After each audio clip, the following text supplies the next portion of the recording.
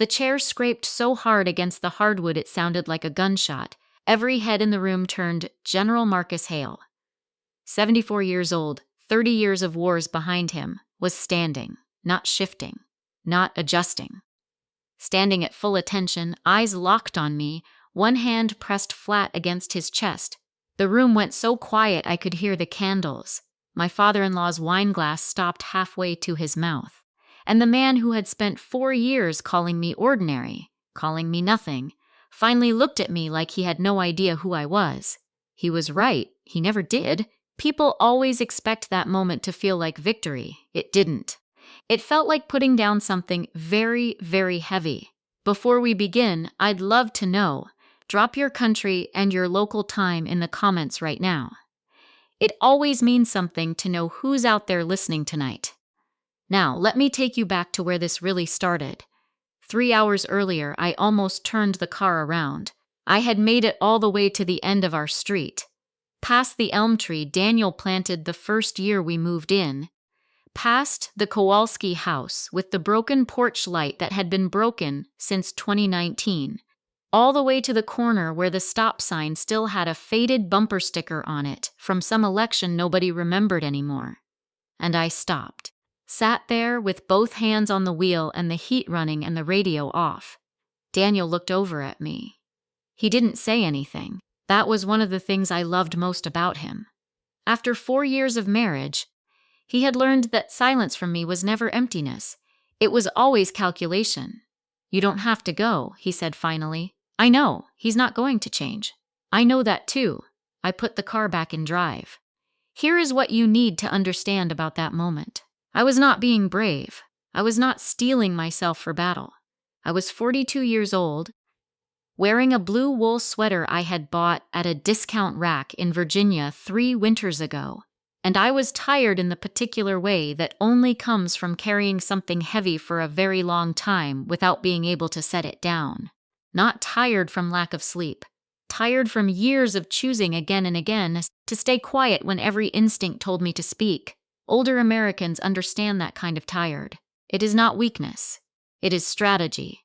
My name is Jamie Sullivan.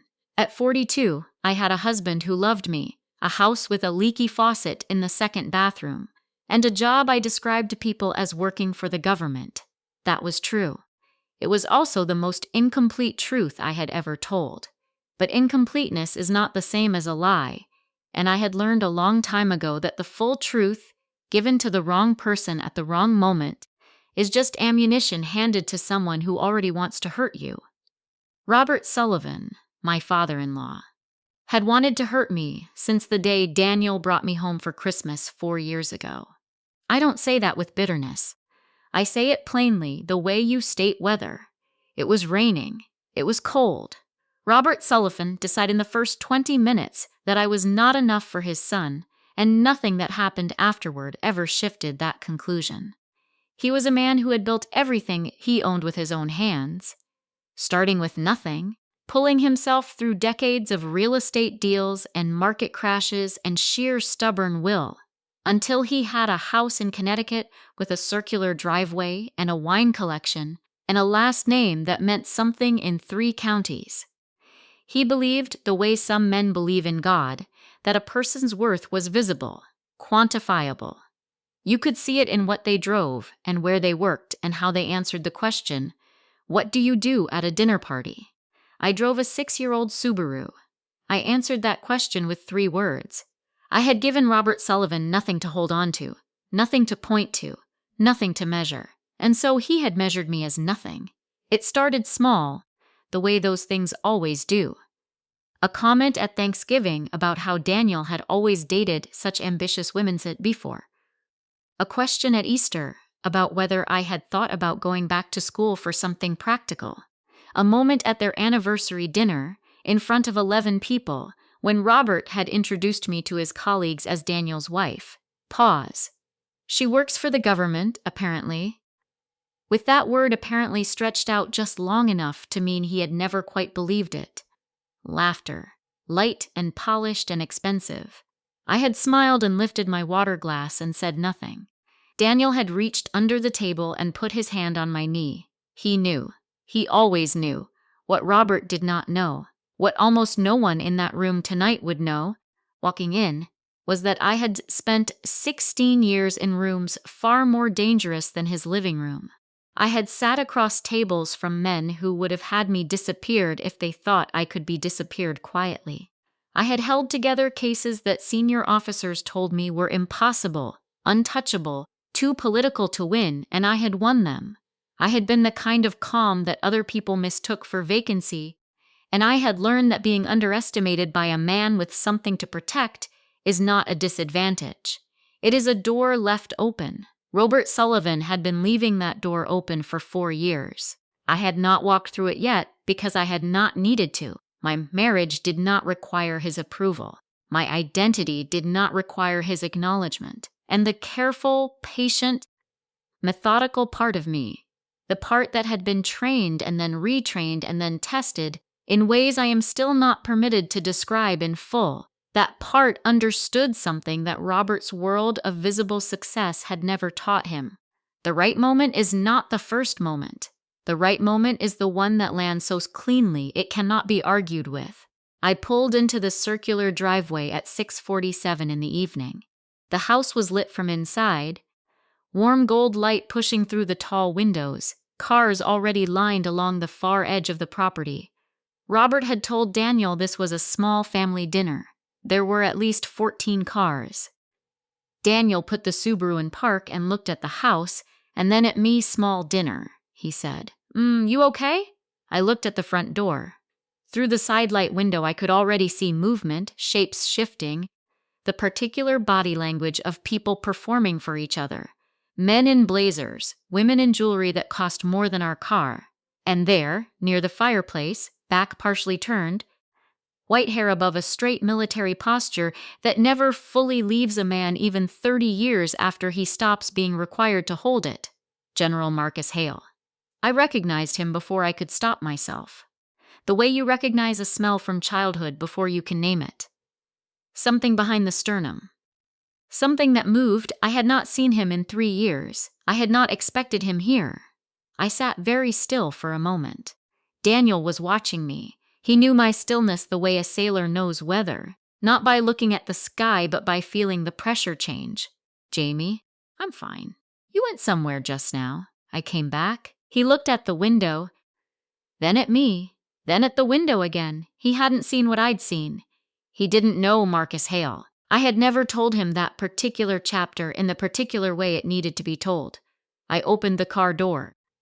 The cold Connecticut air hit my face and I breathed it in slowly, the way I had been taught to breathe before a high-stakes proceeding, before an interrogation, before the kind of silence that precedes something breaking open.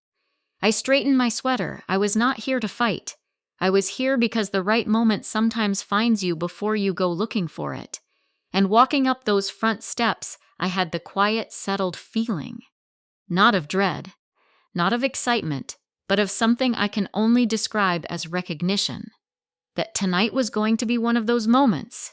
I rang the doorbell, waited. Robert Sullivan opened the door and looked at me the way he always did.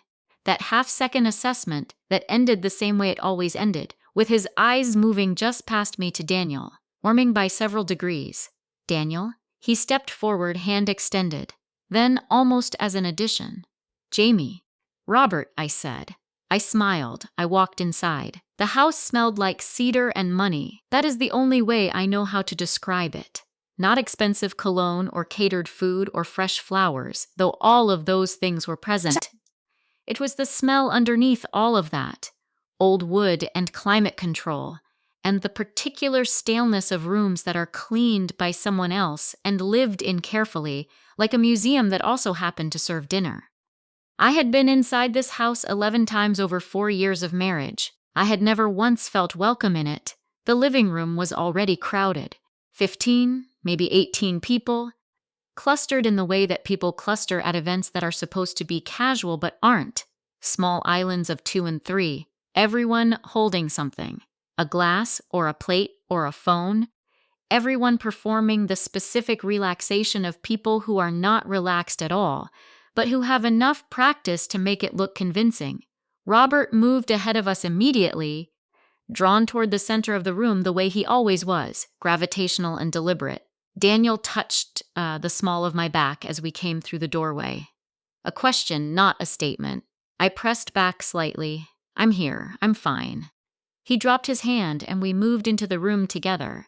A woman named Patricia, Robert's younger sister, the one who sent Christmas cards with a family photo every year and always managed to position herself slightly in front of everyone else in the picture, intercepted us near the entrance. Daniel. She kissed his cheek. Then she turned to me with the particular smile of someone who has decided to be warm as an act of discipline rather than feeling. Jamie. You look. A pause that lasted exactly 1 beat too long. Comfortable. I was wearing a blue wool sweater. I had known when I put it on that morning that it would read as a statement in this house, and I had put it on anyway, not out of defiance, out of accuracy. I was not going to perform wealth I didn't have or ambition I wasn't carrying that evening. I was going to be exactly what I looked like, and I was going to let the room decide what that meant. Thank you, Patricia, I said. Daniel steered us gently toward the drinks table. Comfortable, he said quietly, handing me a glass of sparkling water. She meant it kindly, I said. She absolutely did not. I know. He almost smiled. I almost did too. I kept my eyes moving through the room the way I had been trained to move them. Not visibly scanning, just receiving, letting information arrive without chasing it. Robert near the fireplace, holding court with 2 men in blazers I didn't recognize. A woman I vaguely remembered as someone's second wife, standing near the window looking at her phone. Patricia already recirculating, touched someone's arm, laughed at something, and there, leaning against the far bookshelf, a glass of red wine held low, talking to a man in his 40s with the particular ease of someone who had grown up around ease, Victor Hale. I saw him before he saw me. That half-second mattered. It always does. Victor Hale was 46 years old, a civil attorney in a private firm that did, among other things, defense contract consulting. He was the kind of man who looked trustworthy from a distance. Good posture, good haircut, the practiced openness of someone who had spent years in rooms where first impressions were currency. Up close, if you knew what to look for, there was something else. A watchfulness. A very small and very careful calculation running constantly behind the eyes. I knew what to look for. I turned away before he could catch me looking. 3 years. I had not been in the same room as Victor Hale in 3 years, and I had spent a significant portion of those 3 years thinking about what I would feel when I finally was. Anger had been my first guess, or the cold, hard clarity of confirmed suspicion. What I actually felt, standing there with my sparkling water and my discount rack sweater in my father-in-law's cedar and money living room, was something I hadn't expected. Relief. Not because it was over. It wasn't over yet. But because the waiting, the particular suspended quality of knowing something and not yet being in the same room as the thing you know, that was done. Whatever happened tonight, happened tonight.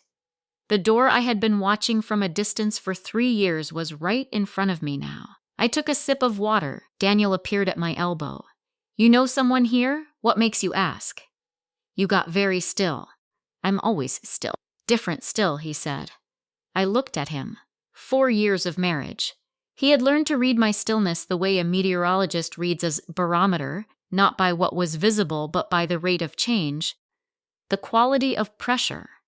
I had never told him about Victor Hale in the complete way the story needed to be told, partly because the complete version had classified components, and partly because I had not wanted to burden him with something he could not act on, and I was not yet ready to resolve. Daniel was a patient man. He had accepted the outline without demanding the interior. I'm fine, I said. Okay, Daniel. I waited until he looked at me directly. Stay close tonight. He searched my face. Found something there. Whatever it was, I allowed to surface in that moment, and nodded once. He didn't ask why. That was another thing I loved about him. Robert's voice rose above the room's murmur, projecting without appearing to project. The voice of a man accustomed to being listened to. Everyone. He raised his glass. I want to take a moment before dinner to introduce some of our guests. We have some remarkable people in this room tonight." He went around the circle. A developer who had just closed a deal in Phoenix. Patricia's son, who had made partner at his firm at 31. The man in the blazer nearest Robert turned out to be a city councilman from 2 towns over. Then Robert's gaze moved and settled, and his voice shifted into a particular register, the one he used when he wanted to establish the measure of a room, and he said, "And of course, most of you know General Marcus Hale. 30 years of service. Man doesn't stop giving even in retirement." General Hale dipped his head in the modest way of men who have been genuinely decorated and no longer feel the need to perform it. His eyes moved around the room in the easy arc of acknowledgement, and then they found me. He stopped, not dramatically, not visibly, to anyone who wasn't looking for it. Just a pause. The kind of pause that happens when a pattern recognition system that has been honed over decades encounters something it did not expect to encounter in this particular context. I held his gaze for exactly 1 second. Then I looked away. Robert had moved on, was saying something about dinner being served in 20 minutes, was gesturing toward the dining room. The room began to shift and flow in that direction. Victor Hale pushed off from the bookshelf, and as the room reorganized itself around the announcement of food, I stood very still in the middle of it, holding my water glass, and felt the specific, quiet, bone-deep certainty of a woman who has spent years preparing for a single evening. I had not come here to start anything. I had come here because it was already started. I just hadn't let anyone else know that yet. Dinner at Robert Sullivan's house was always a performance with a seating chart, not a literal one. He never handed out cards or arranged place settings with names. But the architecture of where people ended up at that table was never accidental. Robert had a gift, the kind that looks like hospitality but is actually choreography, for positioning people in ways that told a story he had already written. Important people near the head. Useful people within easy conversation distance of important people. And everyone else arranged in descending order of relevance like a document sorted by date. Daniel and I ended up at the far end. We always ended up at the far end. I sat down between Daniel and a woman named Greta, who was someone's colleague, and had the pleasant, exhausted look of a person who attended these kinds of dinners regularly, and had long ago made peace with not being the most interesting person in any given room. I liked her immediately. We talked briefly about the drive from the city, and the way Connecticut looked in November, and the particular challenge of parallel parking on streets that hadn't been repaved since 1987. It was easy and light and required nothing from either of us, which was exactly what I needed while the rest of the table assembled itself around Robert's invisible seating logic. General Hale sat 3 seats to Robert's right. Victor Hale sat directly across from his father. I noted this. I noted everything. The first course arrived. Some kind of butternut squash soup with a swirl of cream that probably had a French name, and the table settled into the specific rhythm of a catered dinner among people who are all slightly more concerned with how they appear than with what they eat. Conversations divided and subdivided. The councilman was telling Robert something about zoning variances that Robert found fascinating for reasons that were probably financial. Patricia was asking Daniel about a project he was working on, the renovation of a historic building in Providence, and Daniel was explaining it with the careful enthusiasm of a man who genuinely loves his work and has learned to compress it for audiences who don't. And Robert, having established the flow of conversation around him to his satisfaction, turned his attention down the table. It started the way it always started, not with cruelty. With a particular brand of warmth that had cruelty tucked inside it, the way a stone can be inside a piece of fruit. Jamie. He said my name like a host checking on a guest he had almost forgotten. "Are you settling in all right down there?" "Perfectly," I said. "Good, good," he nodded, the nod of a man performing generosity. "I was just telling Pris Marcus about Daniel's new project, the Providence Building. Remarkable work. It is, I said. Daniel has always had extraordinary vision. Robert said this directly to General Hale, as though Daniel's extraordinary vision required a witness of sufficient stature from the time he was a boy. Always building something, Hale nodded politely. His eyes drifted briefly to me. I looked at my soup, Jamie, Robert again. That particular use of my name, conversational but pointed, a small pin through a butterfly. What is it you're working on these days? Still a pause, just long enough, government work. The table didn't go quiet. It never went fully quiet for these moments. But there was a slight modulation, the way a room's background noise shifts when something is happening in it that several people have noticed, but no one has officially acknowledged. Still the government work, I said. Robert turned his wine glass slightly on the tablecloth. I always admire people who find fulfillment in public service. It takes a certain kind of person. One who isn't perhaps motivated by another pause, another pin, the usual markers of success. It was elegant as these things went.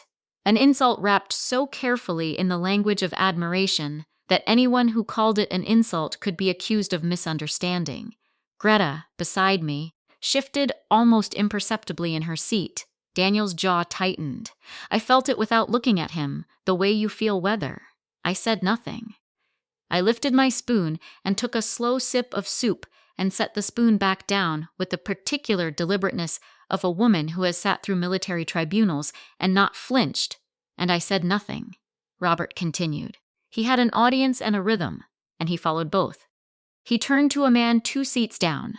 Was in finance. I had gathered, mid-40s, the cultivated tan of a man who spent time on boats, and pivoted seamlessly into a conversation about markets and opportunity, and the particular satisfaction of work that produced measurable results. The implication left behind, hanging in the air above my soup bowl like smoke, was clear to everyone at that end of the table. Measurable results, as opposed to whatever I produced. General Hale had gone quiet in the specific way of a man who is recalibrating. I watched him from the edge of my vision without appearing to watch. He was not eating. He was holding his wine glass with both hands and looking at something in the middle distance that was not the centerpiece and not the councilman, and was very possibly me. Victor spoke for the first time since we sat down. "It's admirable," he said pleasantly from across the table, to no one in particular, in the tone of a man who has calculated the exact weight of every word before releasing it, that some people find purpose in, supporting roles. The infrastructure, so to speak. Not everyone is built for the front lines.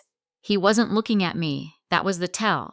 When a man who knows exactly who you are deliberately doesn't look at you while insulting you, it means he's afraid of what your face might show. It means the insult is a test as much as a wound. He wanted to see if I would react. He wanted to measure my perimeter, to confirm that I was still where he had last filed me. Contained, silent, manageable. I picked up my water glass, took a sip, put it down, did not look at Victor Hale. General Hale set his wine glass on the table with a very soft, very precise click. It was a small sound. The table didn't register it. But I registered it the way you register a frequency that other people can't hear. Not through the ears, but through something older, something trained. It was the sound of a man who has just decided something. Robert was still talking. The candles threw warm light across the white tablecloth and the good silver and the careful faces of people performing comfort, and I sat at the far end of it all in my discount rack sweater and I waited.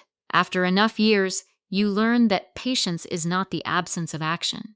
It is action, sustained at a frequency the impatient cannot detect. I had been acting quietly and continuously for 3 years. Tonight the frequency was about to change. The soup bowls were cleared and the main course arrived, and the table reorganized itself the way tables do between courses. Conversations shuffled, allegiances briefly reset. People excused themselves and returned and found new configurations waiting. Victor Hale refilled his wine glass. I watched him do it. Not obviously. The way you watch a pressure gauge. Peripheral, continuous, calibrated. He was comfortable. That was the thing that struck me most. 3 years had done nothing to his comfort. He sat at that table with the settled ease of a man who had made a calculation long ago and concluded, based on all available evidence, that he had won, that the person who could have disrupted his life had been successfully neutralized, sidelined, filed under no longer a problem. People who believe they have won stop watching the door. He had stopped watching the door. Dessert menus were passed, though no one was calling them that. Just small cards with handwritten options, the kind of detail that cost more than it appeared to. The table had loosened slightly with wine and food, and the particular relaxation that comes when people feel the end of an obligation approaching. Another hour, maybe less, and everyone would reclaim their coats and their cars and their real lives. Robert, warmed by 2 glasses of a Bordeaux he had mentioned twice by name, was holding court at his end of the table with the expansiveness of a man in his own house who has decided the evening has gone well.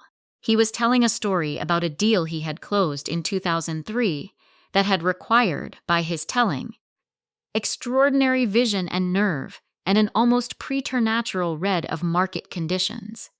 The men near him were laughing at the right moments. The councilman was nodding with the practiced attentiveness of someone who wanted something. And then Robert's gaze found me again, the way it always found me. Like a habit he couldn't break, that small checking motion, that need to confirm I was still where he had put me. Jamie. The warmth in his voice had the particular looseness of wine warmth, which made it more honest, in its way, than his sober warmth. I want to ask you something, and I hope you'll take it in the spirit it's intended. The table modulated again. That same slight shift, of course, I said. Daniel is, he paused, gestured toward his son with genuine affection, the love of a difficult man who loved his child badly and didn't know it. He's extraordinary. You know that. Everyone here knows that. He could have gone anywhere. Done anything, he set his glass down. I suppose what I've always wondered, what I've never quite understood, is what it is you bring to the partnership. What your contribution looks like. The word contribution landed with the weight he intended it to carry. Greta, beside me, had stopped eating. Daniel had gone very still in the way that meant he was about 3 seconds from saying something that would make the next 6 months of family dinners complicated. I touched his knee under the table. Once. Don't. I looked at Robert Sullivan. He was watching me with the open, slightly glassy curiosity of a man who genuinely believed he was asking a reasonable question, who had so thoroughly convinced himself of his own narrative that I was pleasant but decorative, tolerable but unsubstantial, a woman who had married well and quietly coasted on that fact, that the question felt, to him, like honest inquiry. And from across the table, in the particular silence that followed, Victor Hale spoke. I'll be honest, his voice was easy, conversational, the voice of a man adding texture to an existing discussion rather than steering it. I've heard Jag described as, what's the phrase? A comfortable corner of the military. Lots of paperwork. Not much pressure. He tilted his wine glass slightly. I imagine the ones who couldn't handle the real thing end up there. He still wasn't looking at me. The pressure gauge I had been watching all evening ticked past a threshold. Not because of the insult. I had absorbed worse in rooms where the stakes were higher than a Connecticut dinner party.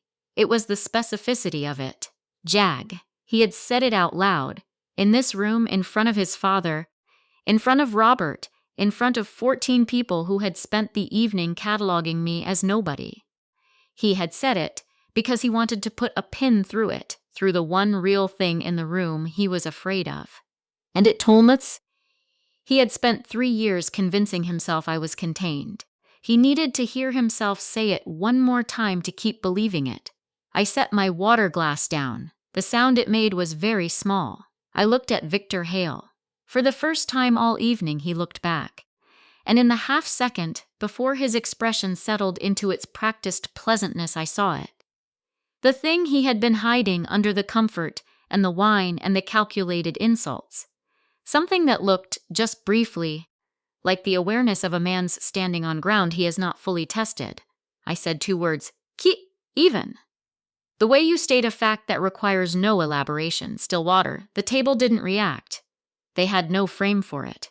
2 words, seemingly unconnected to anything, spoken softly by the woman at the far end in the blue wool sweater. But General Marcus Hale reacted. The sound was what I remembered afterward. Not the gasp, not the murmur, not Robert's confused half-syllable from the head of the table. The sound of General Hale's chair. The way it scraped back against the hardwood floor, sharp and sudden and final, like a punctuation mark on everything that had come before it. He was standing, 74 years old, 30 years of service, a man whose body had been through things that left permanent marks, and he was standing at full attention with his right hand pressed flat against his chest, and his eyes locked on me with an expression I had seen on the faces of men in courtrooms and briefing rooms, and in the dark hallways of forward operating bases. The expression of someone in the presence of something that carries weight they have not forgotten. The room went completely silent. Robert's wineglass stopped in midair. Victor Hale's face had changed. The practiced pleasantness was gone. What was underneath it was not anger, not calculation. It was the specific pallor of a man who has just heard a door he thought was locked open from the inside. General Hale's voice, when it came, was not loud. It didn't need to be, Lieutenant Commander Sullivan. He said it the way you say a name that means something, the full rank, the full name, precise and formal and carrying every ounce of what it carried. I did not know you would be here tonight. He was still at attention. The room did not know what to do with itself. Robert Sullivan slowly lowered his wineglass. I looked at General Hale, at the man who had sent me into the hardest 3 years of my professional life with nothing but a classified directive and the implicit understanding that I would either come back with the truth or not come back at all. At the man who had never, in any official capacity, been permitted to acknowledge what I had done. General, I said. I kept my voice level. I kept my hands in my lap. And I waited, the way I had always waited, for the right moment to finish what had already, irrevocably begun. General Hale sat back down slowly, not because the moment had passed, because he was 74 years old, and his knees had been through 2 combat deployments, and he had learned, over decades, that gravity is not a sign of weakness. He sat with the deliberateness of a man who has earned the right to move at his own pace in any room he enters. The table was still silent. Robert Sullivan set his wine glass down with a small, careful click, like a man trying to make as little noise as possible while he recalibrated the entire evening.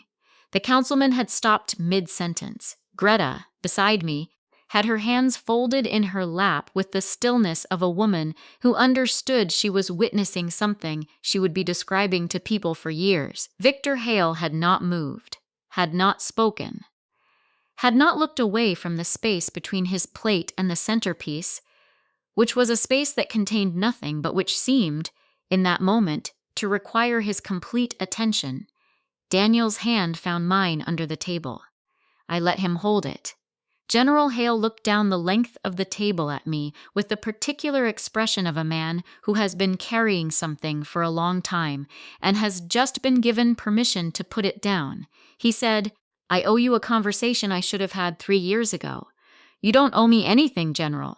"I do," he said it simply, not as argument, as fact. And I think he looked around the table at the faces turned toward him, at Robert's careful confusion, at Victor's careful stillness.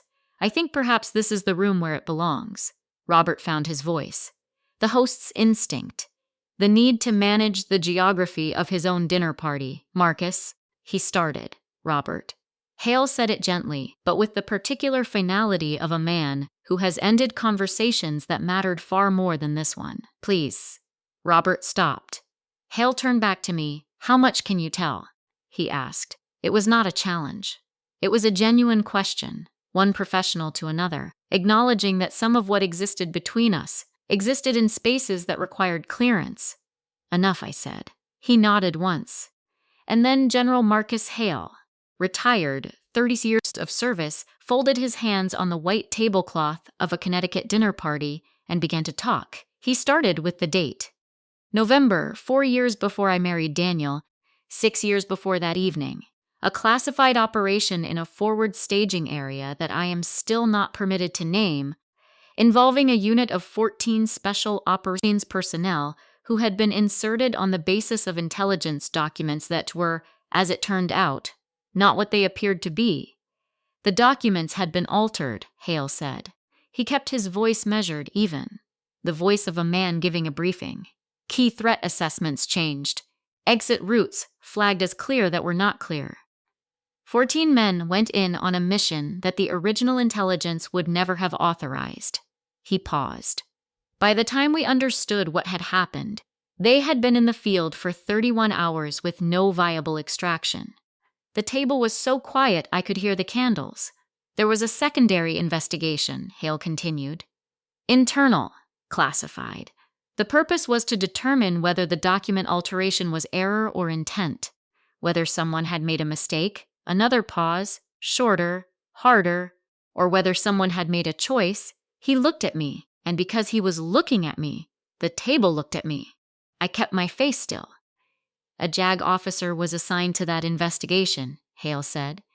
She was 29 years old and 2 years into her commission, and she had a record that suggested, to the people who read records, that she was precise and patient and extraordinarily difficult to rattle. She was given a directive that required her to work without official cover, without a visible rank, without the ability to tell anyone, including most of her chain of command, what she was actually doing. He stopped, looked at his hands. She worked that investigation for 19 months, he said. 19 months in which she was, from the outside, a woman who had gone quiet, who had apparently lost her edge, who had, to the people watching her career, simply stopped performing. The word performance landed in the room with a weight that redistributed itself silently among the people present. Robert Sullivan did not move. During those 19 months, Hale said, she rebuilt the chain of custody for every altered document. She identified the mechanism of alteration. Not a system failure, but a deliberate one, executed at a specific point in the authorization chain. She developed a case that could stand up in a military court without any of the classified elements that originally generated it. He straightened slightly. She did all of this while being told, informally, by people who should have known better, that she was wasting her time, that the case was too political, that the outcome was predetermined, and she was the only one who hadn't been informed. He looked at me again. She was not wasting her time, Greta exhaled beside me, barely audible.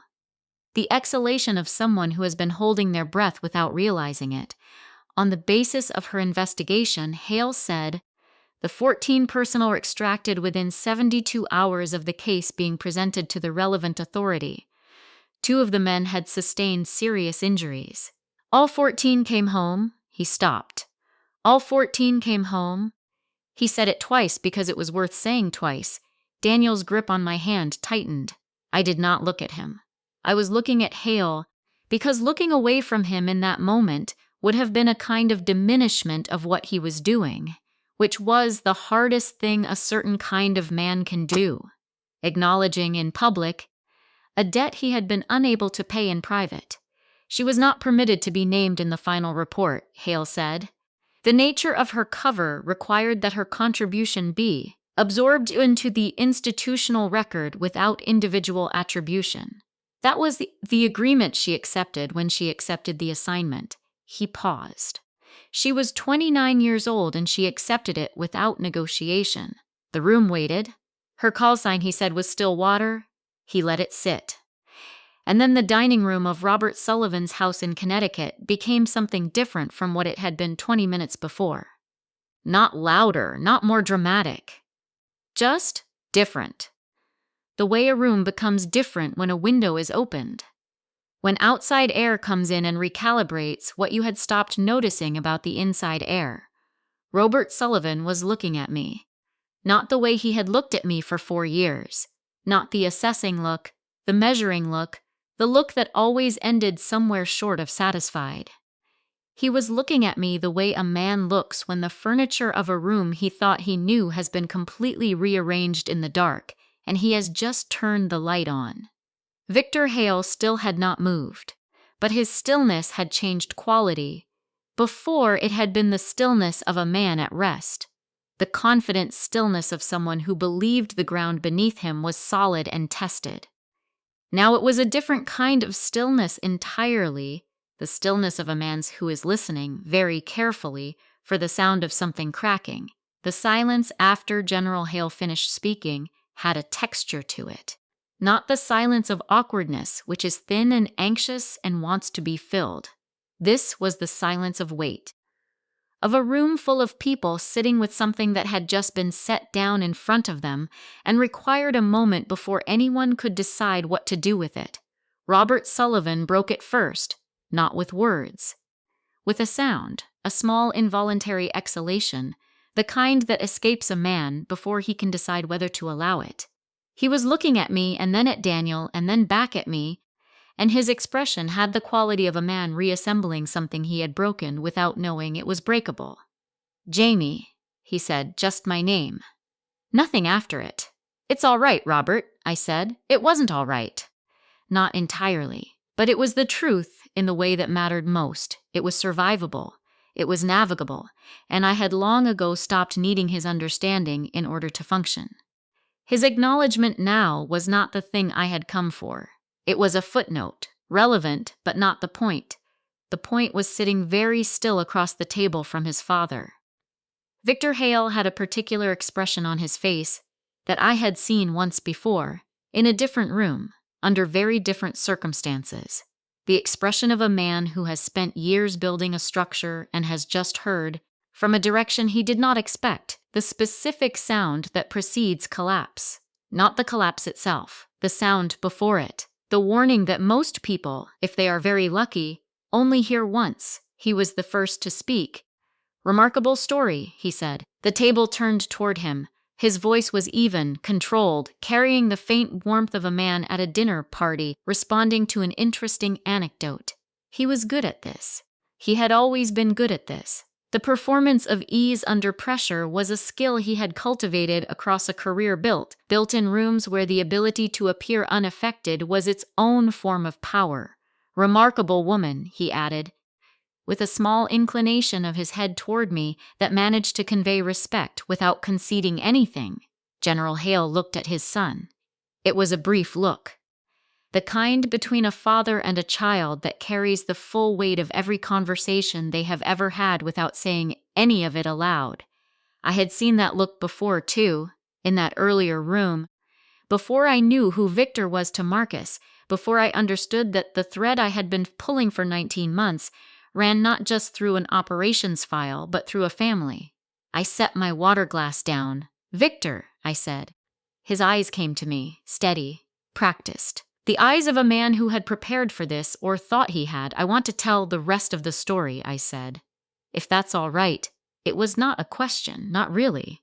But I had learned, over years of standing in front of people who held various kinds of power over various things that mattered to me, that framing a statement as a question at the right moment is not weakness, it is precision.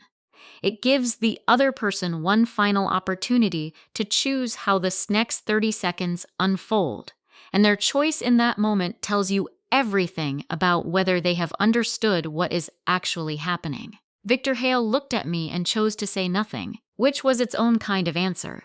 I turned to General Hale. "May I?" He nodded once. The nod of a man standing aside, I looked at the table, at Robert, at Greta, at the councilman, at Patricia, at Daniel, at the faces of people who had spent an evening watching me be measured and found wanting by the furniture of this room, and who were now watching something else entirely. "The investigation General Hale described," I said, "identified the mechanism of the document alteration, the altered threat assessments, the exit routes that had been flagged incorrectly. What the final report did not include, because it was classified at a level that required a separate proceeding, was the origin of the alteration. The candles threw warm, even light across the tablecloth, The documents were altered at a single point in the authorization chain, I said. A civilian contractor with access to the digital filing system. A contractor whose company held, at the time, a $40 million defense logistics agreement that would have been voided if the operation they were supporting had been scrutinized more carefully. I paused. The alteration was not a malfunction. It was not an error. It was a calculation. Someone decided that 14 men in the field were an acceptable risk compared to the exposure of a contract irregularity. The room was absolutely still. It took me 19 months to trace it cleanly, I said. Not because the trail was well hidden. It was hidden well enough for a casual inquiry, but not well enough for someone who was not conducting a casual inquiry and who had nothing else to do for 19 months. But follow it. I looked at my water glass. The person who authorized the alteration was not in the military, had no rank to strip, no commission to revoke, civilian jurisdiction, which meant the case, when it was ready, needed to go through civilian channels. I looked up, which is why, I said, I have spent the last 3 years, since leaving active JAG service, working as a federal investigative attorney, which is the more complete version of what I do for the government. Victor's jaw had tightened by a fraction, imperceptible to anyone who was not looking for it. I was looking for it. 3 years is a long time, he said. His voice was still even, still controlled. But there was something underneath it now, a vibration at a frequency just below the audible that had not been there before. It is, I agreed. It takes time to build a case that is clean enough to survive every challenge it will face. Every procedural objection, every motion to suppress, every argument about jurisdiction and admissibility and chain of custody. I picked up my water glass. I'm a thorough person. I find it's better to be slow and right than fast and merely close. General Hale was very still. He was looking at his son with the expression of a man who is arriving, in real time, at the understanding of something he had suspected but refused to fully assemble. The particular agony of a parent connecting fragments they had chosen, for years, to keep separate. I had seen it before. It never got easier to witness, Victor, Hale said. His voice was very quiet. A single word carrying the weight of 30 years of a father's investment in a child's character. Victor did not look at his father. You have no standing, he said to me. Anything you believe you have is circumstantial, inadmissible, or protected under contractor privilege. I've reviewed the relevant statutes. I know you have, I said. Then you know this conversation is premature, I said. No, it's not premature, I set my glass down. It's exactly on schedule. Something moved in Victor's face. I've had 3 years, I said.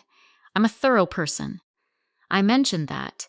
The dining room of Robert Sullivan's house in Connecticut was warm with candlelight and cold with something else entirely, and in the middle of it, Victor Hale sat across from his father and his father's impossible dinner guest and understood, with the slow and devastating clarity of a man watching a tide come in that he had believed, right up until this moment, was going out. He had stopped watching the door.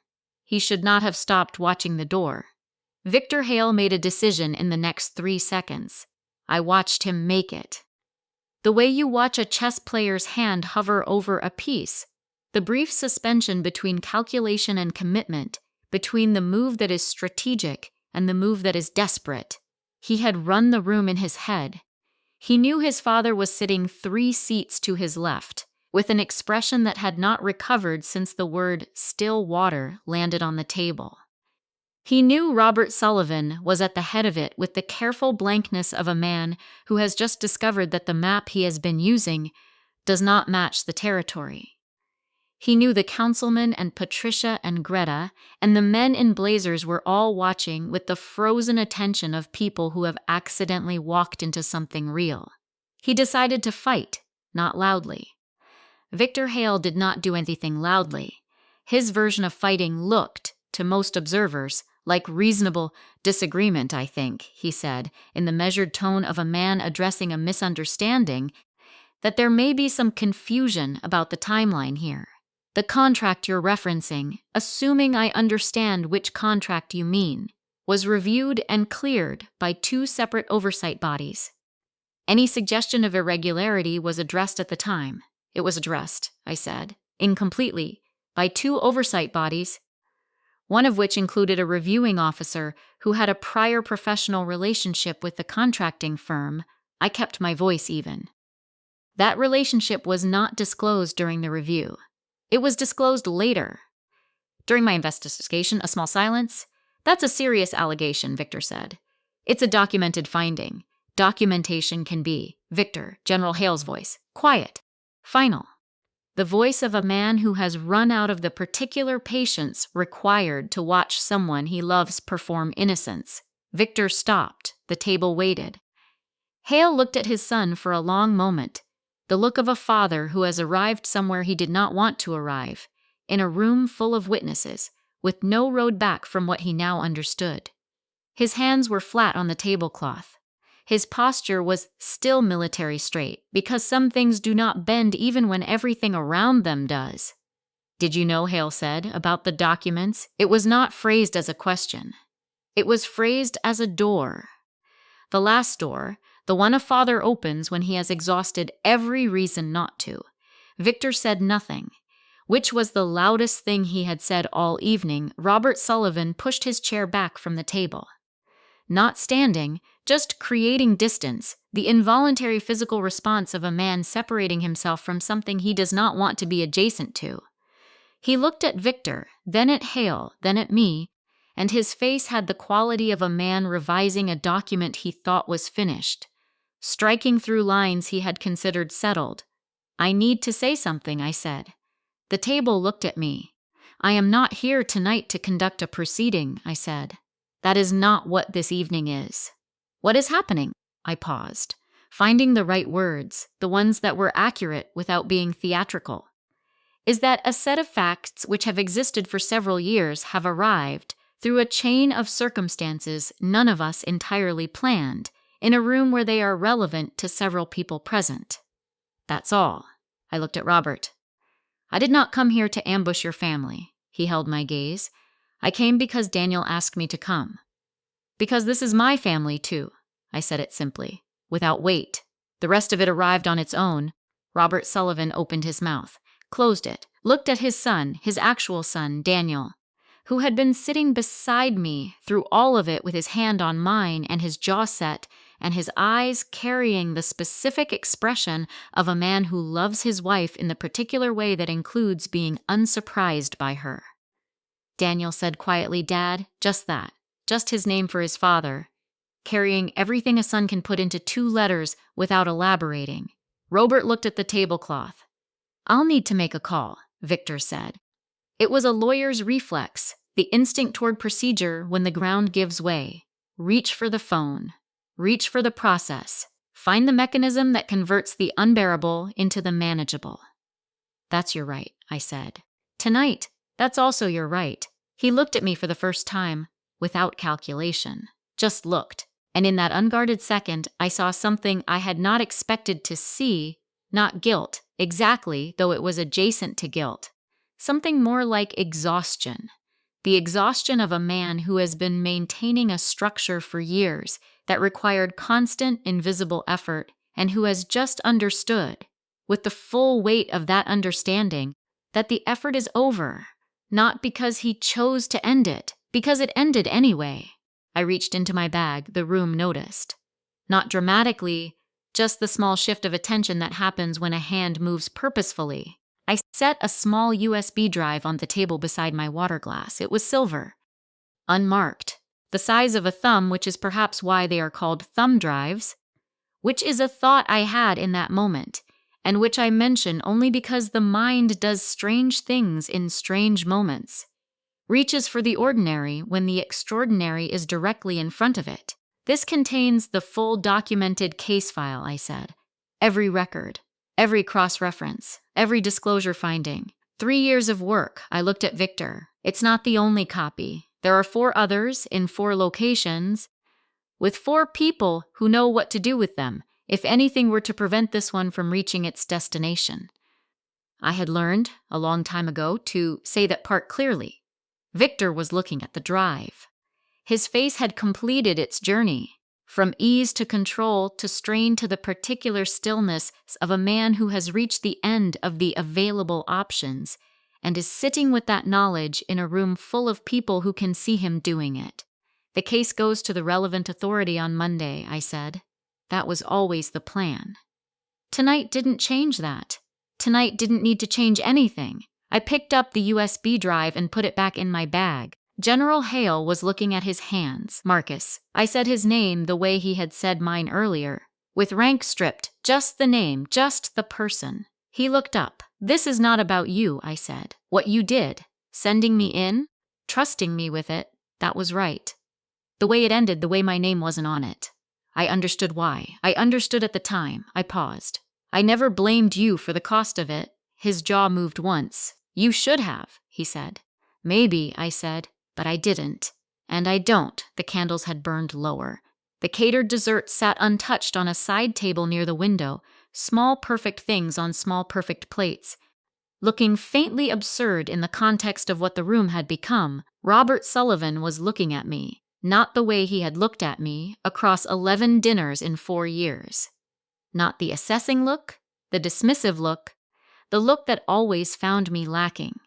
He was looking at me the way a man looks when he has been wrong about something for a very long time. And the wrongness has just been made undeniable.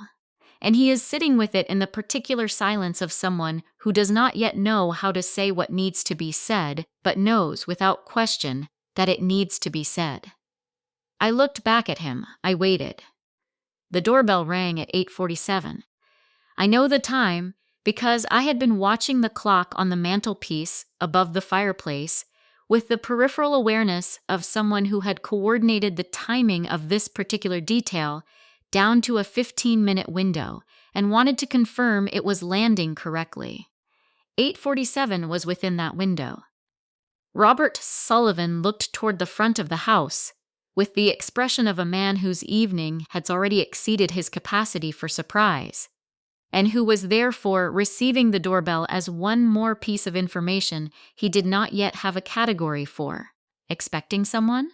Daniel asked me quietly. Yes, I said.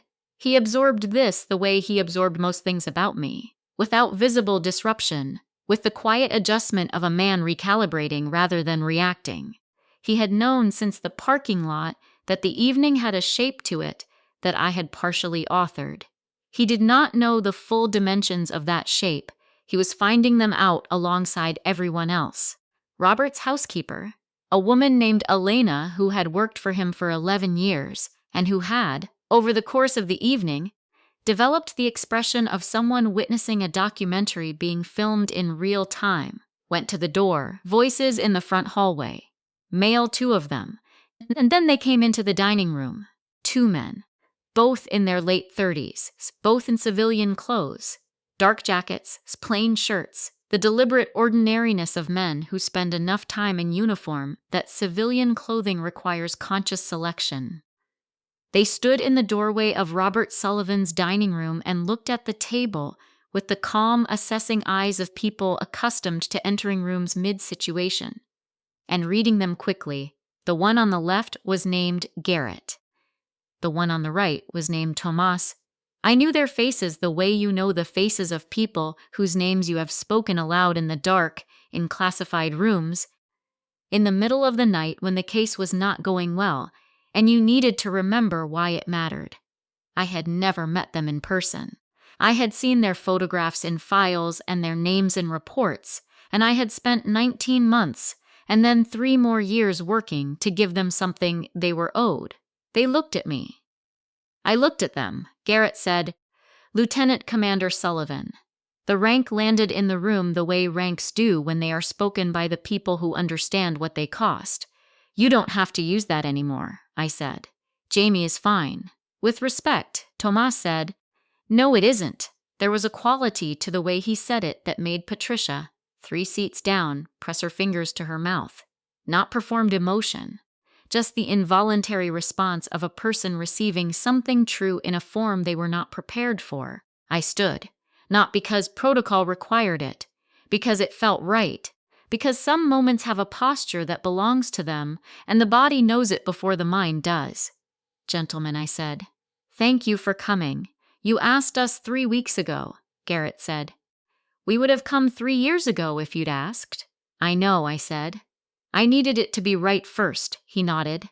The nod of a man who understood the sentence completely, in all its dimensions, because he had lived inside the consequence of things not being right. General Hale was on his feet. He had risen the moment they entered. The automatic recognition of a commander toward the people his commands had affected, the posture of a man who does not get to simply sit when the human cost of his decisions is standing in a doorway in front of him. He was looking at Garrett and Tomas with an expression I had no word for, something that existed in the register between pride and grief, between responsibility claimed and responsibility carried. General, Garrett said. Hale said nothing for a moment. Then, are the others well? Yes, sir. All 14 accounted for. 11 still serving. Hale closed his eyes briefly. Open them. Good, he said. That's good. Thomas turned to the table, to the assembled faces of Robert's dinner party. The councilmen. The men in blazers, Patricia, Greta, the second wife by the window who had put her phone away sometime during part 6 and had not retrieved it. He spoke to the room. I want to be clear about something, he said. Not loudly, with the flat, factual delivery of a man making a record. In November, 7 years ago, 14 members of my unit were deployed on the basis of intelligence documents that had been deliberately falsified. We were in the field for 31 hours in a situation that should never have been authorized. 2 of my men sustained injuries that required surgery. One of them still walks with a cane. He paused. We came home because one person spent 19 months rebuilding the case for our extraction from scratch, without official cover, without her name on any of it, while being told by people who outranked her that the case was too political to win. He looked at me. She gave up her service record so we could come home, he said. Her contributions were absorbed into a classified file that will not be declassified for another 18 years. No commendation, no citation. Nothing with her name on it that anyone outside a very small group of people will ever see. The room was absolutely still. I'm not here to perform gratitude, Tomas said. I'm here because she asked me to be here, and because I have spent 3 years wanting the people in her life to understand who she is. He looked at the table, at Robert Sullivan. Specifically for long enough that the specificity was unmistakable. Who she has always been. Robert Sullivan looked like a man sitting inside a sentence he had written himself, and was now being required to read aloud. Garrett said, more quietly, she brought our boys home. All 14? The echo of Hale's earlier words was not accidental. I had not scripted this. I had asked 2 men to come to a dinner and be willing to speak, and I had trusted them to find their own words, and they had found words that were better than anything I could have written for them, because they were not words at all, really. They were the weight of something lived, compressed into the carrying capacity of a sentence. Daniel was standing beside me. I did not remember him standing. He had simply arrived there, at my left side, with his hand at the small of my back and his shoulder close to mine, not as a gesture to the room, but as a fact about the 2 of us. The quiet structural fact of a man who has always known who his wife is and has never, not once, required anyone else to confirm it. I felt the warmth of his hand through the blue wool sweater. Robert Sullivan was looking at me, not at Daniel. Not at Garrett or Tomas or General Hale or the middle distance where complicated men sometimes look when they are processing complicated things, at me. And his face was doing something I had not seen it do across 11 dinners in 4 years of marriage. It was doing nothing practiced, nothing performed, nothing arranged for an audience. It was just a man's face, stripped of the architecture he had spent decades building on it, looking at a woman he had called ordinary for 4 years, and finding himself, in the ruin of that word, with nothing left to stand on except the unfamiliar ground of being wrong. He opened his mouth. I shook my head. Once. Small.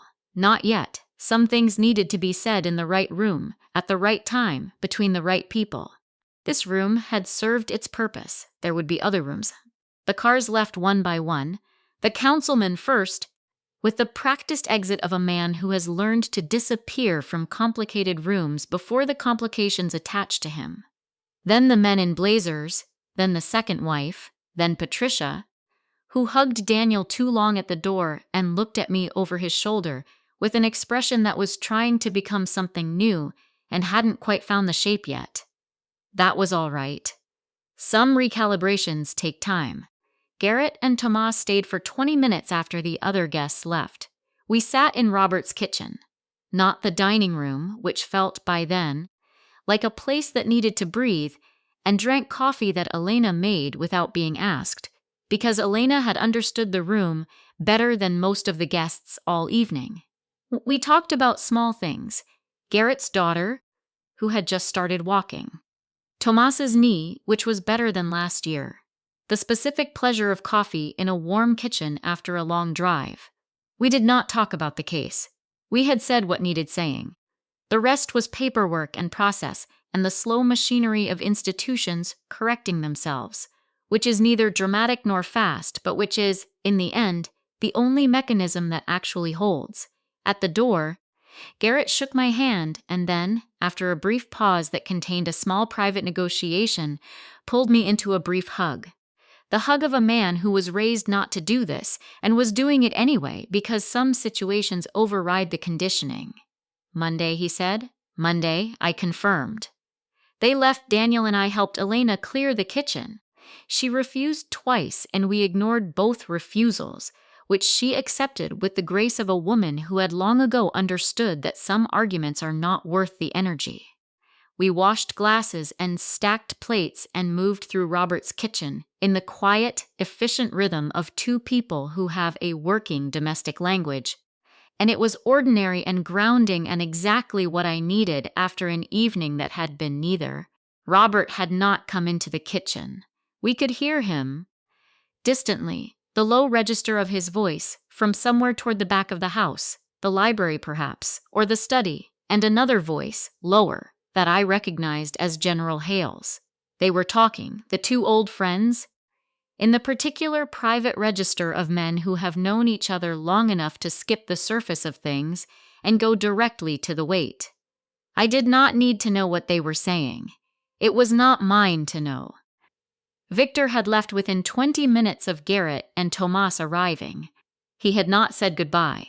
He had picked up his jacket from the chair, stood, and walked through the front door with the contained, forward motion of a man moving toward the only remaining option available to him, which was legal counsel, and the kind of night that ends only when you are too exhausted to keep the fear conscious. His father had watched him go, had not stopped him, had not called after him, had sat very still and watched the door close behind his son, and then turned back to the table with the expression of a man who has completed an accounting and does not like the number he has arrived at. That was the hardest thing I had witnessed all evening, harder than the reveal, harder than Victor's performance of innocence, harder than Robert's 4 years of measuring me against a standard I had never agreed to be measured by. The look on Marcus Hale's face when his son walked out, the look of a man who loves someone and cannot fix what that love failed to prevent. There is no military training for that. There is no training for it at all. We drove home in the dark, Daniel and I. The Connecticut roads were quiet, the kind of quiet that belongs to November. A thick, muffled silence with leaves down and the sky low and the particular darkness of the country, which is a different darkness than the city, less orange, more absolute. Daniel drove. I watched the road. Somewhere past the town center, he said, 3 years. Yes, you've been building this for 3 years. Yes. A mile of silence. You could have told me, he said. Some of it was classified. Some, I agreed. He was quiet for another stretch. Daniel processed the way he designed, slowly, structurally, looking for the load-bearing elements before he committed to anything. I had always loved this about him. He did not react. He arrived. I'm not angry, he said. I know, I'm trying to decide what I am. Take your time. He drove. The heater ran. Outside the window, the trees went past in the headlights, bare and silver. "I think," he said eventually, "I'm something like in awe, which is a strange thing to feel about your wife of 4 years, is it? It shouldn't be." He glanced at me briefly, then back at the road. "That's on me. I knew who you were. You knew enough." "I knew everything that mattered," he said. "The clearances and the files and the case. Those are details. I knew you were the kind of person who does the right thing even when no one is watching and no one will know." He paused. "I just didn't know the specific shape of it until tonight." I looked at his profile in the dark. "Your father is going to need time," I said. "My father is going to need more than time. He'll get there. How do you know?" I thought about the way Robert Sullivan had looked at me across the kitchen just before we left, standing in his own doorway, hands in his pockets. The posture of a large man made briefly small by the specific gravity of recognizing his own error. He had opened his mouth, and I had seen him find and discard 3 separate beginnings before he closed it again. "Because he's not a dishonest man," I said. "He's an incorrect man. There's a difference. Dishonest men don't look like that when they're wrong." Daniel was quiet. "He'll come," I said. 11 days later, on a Tuesday afternoon, Robert Sullivan's car pulled into our driveway. I saw it from the kitchen window. Sat there for a long moment, engine running, the way I had sat at the end of our street the night of the dinner, both hands on the wheel, having a conversation with himself that I was not party to and did not need to be. He got out, walked to the front door, rang the bell. I opened it before the sound had finished. He was wearing a coat I had not seen before, dark navy, the kind of coat a man buys when he is going somewhere that matters to him and wants to be correct about it. He had his hands in his pockets, and his shoulders were set in the particular way of a man who has rehearsed something and is now standing at the moment of delivery, and finding that the rehearsal did not quite prepare him for the actual weight of the door. He looked at me. I looked at him. I didn't know. He said the same words he had produced, incomplete and unfinished, in his own kitchen 11 nights ago. But different now. Not a reflex. A choice. Said slowly, with the full knowledge of what it meant and what it did not excuse. I stepped back from the door. "Come in," I said. "I'll put the kettle on." He came in. He sat at our kitchen table, the small one. The one with the water ring stain from a coffee cup I kept meaning to sans out and never did. And I made tea, and we sat across from each other in the ordinary afternoon light of a Tuesday in November, and he talked. Not performance. Not Robert Sullivan holding court, just a man in a kitchen, trying to say something true. I listened. That was all he needed from me, in the end. Not absolution, not agreement. Just to be heard by the person he had failed to see. A year later, the faucet in the second bathroom still leaks. I mention this because it seems important. The way certain small unresolved things become part of the texture of a life, familiar and almost beloved, the way you stop hearing a clock tick after enough time in the same room with it. Daniel has fixed it twice. It comes back. We have decided, without ever quite discussing it, to let it be. There is something honest about a house that has one small thing that cannot be fully corrected. I still drive the 6-year-old Subaru. It is now 7 years old. I still describe my work, to people who ask casually, as working for the government. The full version takes longer to tell, and requires a level of attention I have learned not to assume in casual conversation. It is not evasion, it is economy. The people who need to know the full version find it out eventually, one way or another. That is, I have come to understand how most true things work. Victor Hale's case went to the relevant authority on Monday, as I said it would. I will not describe the process in detail, partly because it is ongoing, partly because some of it remains in the category of things I am not yet permitted to discuss, and partly because this story was never really about Victor Hale. He was a mechanism, an obstacle, the boulder in the road that forced a longer path, and the longer path turned out to go somewhere worth going. General Marcus Hale sent me a letter 6 months after that evening, handwritten, 3 pages. The handwriting of a man whose hands had been through a great deal and still managed precision when precision was called for. I will not reproduce what it said. It was private in the way that genuine apologies are private, not because they are shameful, but because they belong to the specific relationship between two specific people and lose something essential when translated into the general. I wrote back, 2 pages.